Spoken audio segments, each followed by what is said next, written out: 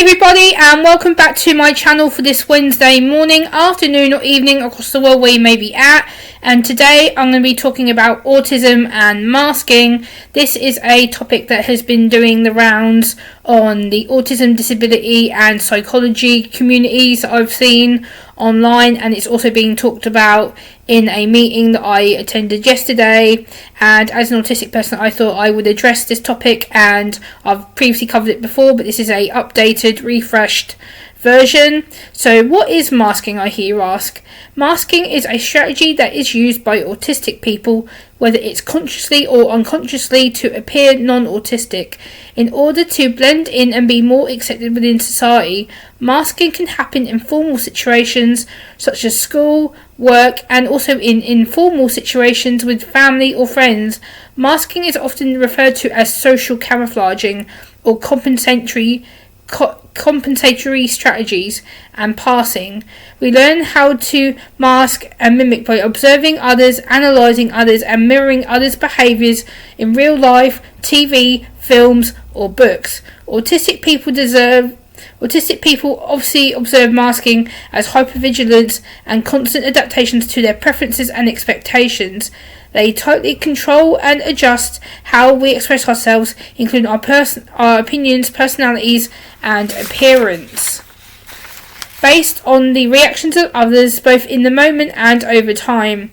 Ways that masking is often carried out is facial expressions, forcing ourselves to make eye contact and monitoring and maintaining how long we do it, changing our speech or our tone of voice, using less direct phrasing or less direct questioning, being less animated, suppressing or hiding our stimming behaviour to make it less obvious, using such things as playing with a pen instead of using our hands or whatnot, reducing visible reactions to our sensory sensitivities, so again, not reacting to the sensory stimuli around us.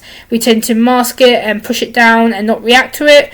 Scripting more or preparing in advance what we are going to talk to people about, or what questions we ask to people, because we find it hard to be in social situations. Not sharing our personal interests. So what are the effects of masking? It stops us from developing our true personalities and our true identities. It stops us from having energy to do the daily things we need to do and the daily things we like to do. We enter autistic burnout, which is exhausting. This is due to the pressure that society puts on us every day to conform to their way of thinking and their way of being. We become distressed in behaviour and nature, including meltdowns, shutdowns and burnout. We have mental health issues, including anxiety, isolation, separation, feeling disconnected from the world and disconnected from people. We are being more vulnerable. We may be more vulnerable or prone to being vulnerable to abuse, a loss of our sense of selves, low self-esteem. So these are just things that I've researched today. So what are strategies you can do to help manage these masking strategies? Allow time to recover after social interaction due to the exhaustion of masking. Spending time with friends, especially other autistic people or other neurodiverse disabled people. How can you support autistic people who often mask or are currently masking? Make your environments and workplaces more accommodating and more accessible, giving them time to recover from having to mask all day. So, don't go and ask them direct questions or get in their personal space, or ask things like, oh, why can't you just act normal? Things like that, because that often does happen when autistic people such as me mask. And now I'm going to be talking more about the personal side of masking for me as an autistic adult, autistic woman.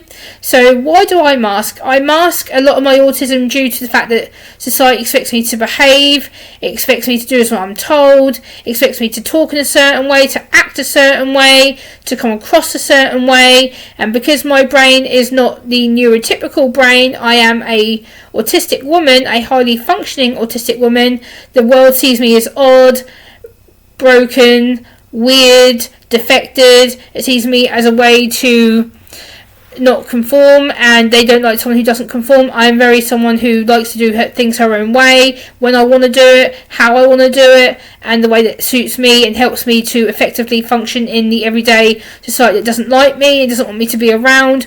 Also, I mask due to people who I don't know. So again, if I'm around people that I don't know, it can be a case of I feel really anxious, I feel really overwhelmed, I feel like I'm being judged, stared at, criticised, bullied. I feel like people are waiting to jump on the bandwagon and to upset me. Masking is also done because it's a coping strategy. It's a way to shut ourselves down from being criticised and picked on and made victims of. And also masking is a way that I've used for 30 odd years of my life to appear as normal, and I am not normal, and it's become a compensatory way of me acting the neurotypical way and to try and get away with it. But again, I don't get away with it, obviously, because I am autistic. I am somebody that struggles to process auditory and sensory stimuli information. I'm someone that is very heightened all the time. I'm very anxious all the time. I often feel a bit anxious, depressed. I often feel like I'm being made to do something I don't want to do, and masking is a way that I learn to defend myself, protect myself, shut myself down. It's a way that I have to be because society doesn't accept me and my language, my way of thinking, my way of being, my way of talking.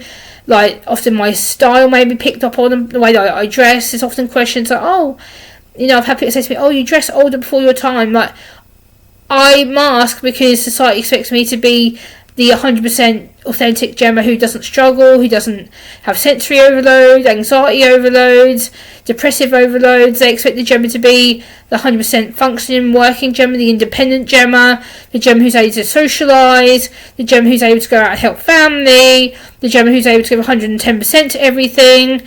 And that's not the case. And I hope you've enjoyed this video. Please like, comment, share and subscribe. I'll see you soon. Bye.